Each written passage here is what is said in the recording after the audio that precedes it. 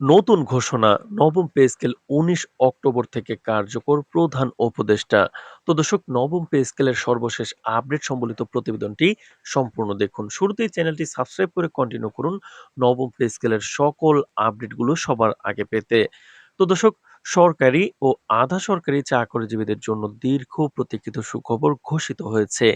অর্থ মন্ত্রণালয়ের উচ্চ পর্যায়ের সূত্র এবং অর্থ উপদেষ্টার ঘোষণা মতে জাতীয়ভাবে প্রণীত নবম পে স্কেল ১৯ অক্টোবর থেকে কার্যকর হবে।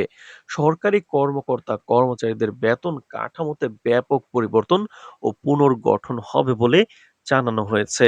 সংশ্লিষ্ট কর্তৃপক্ষের বর্ণনা অনুযায়ী নতুন স্কেলে কিছু গ্রেড একীভূত করে মোট গ্রেড সংখ্যা সংকুচিত করে ১২ থেকে ১৬ এর মধ্যে একটি নতুন কাঠামো নেওয়া হবে এবং স্কেল কার্যকর করা হলে অনেক গ্রেডে মূল বেতন উল্লেখযোগ্যভাবে বৃদ্ধি পাবে। সরকারি কাঠামো ও বাজেট ব্যবস্থাপনার স্বার্থে এই বাস্তবায়ন ধাপগুলোকে পর্যায়ক্রমে নেওয়া হবে বলে সরকারি সূত্রে জানা গেছে।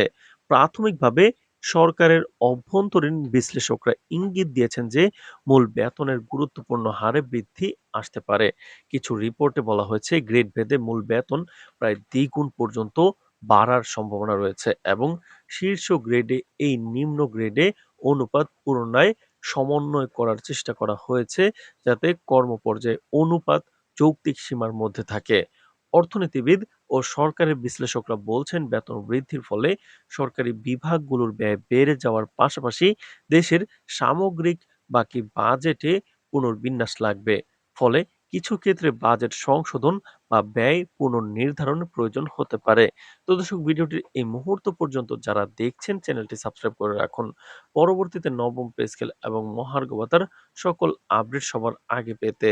তো দর্শক, প্রশাসনিক নির্দেশনা অনুযায়ী সকল মন্ত্রণালয় ও দপ্তরকে গ্যাজেট প্রকাশের সঙ্গে সঙ্গে তাদের অভ্যন্তরীণ পে রুল সিস্টেম আপডেট করতে বলা হয়েছে। সরকারি কর্মকর্তারা প্রত্যাশা করেছেন যে নতুন নিয়মাবলী হার নির্ণয় পয়েন্টগুলো অনলাইনে এবং অভ্যন্তরীণ পোর্টালে দ্রুত প্রকাশ করা হবে যাতে কর্মচারীরা নিজ নিজ পরিবর্তিত বেতন ও অতিরিক্ত ভাতা সম্পর্কে স্পষ্ট ধারণা পায়।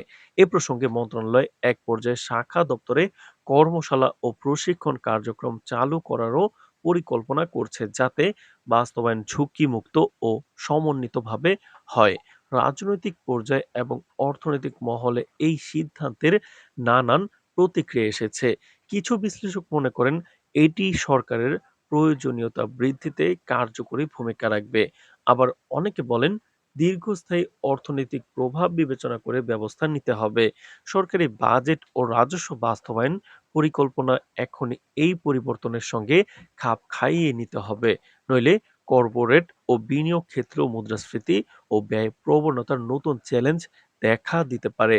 শেষ দিকে অর্থ মন্ত্রণালয় থেকে জোর দিয়ে বলা হচ্ছে নবম পে স্কেল কার্যকর করাটা একটি ধাপে ধাপে বাস্তবায়িত প্রকল্প।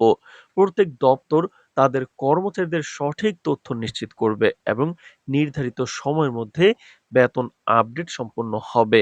গ্যাজেট প্রকাশের পর যে পরিবর্তনগুলো চূড়ান্ত হবে সেগুলোই আইনি ও প্রশাসনিকভাবে বাধ্যতামূলক বলে বিবেচিত হবে। তাই কর্মচারীদের নির্দেশনা অনুযায়ী পদক্ষেপ নিতে বলা হয়েছে।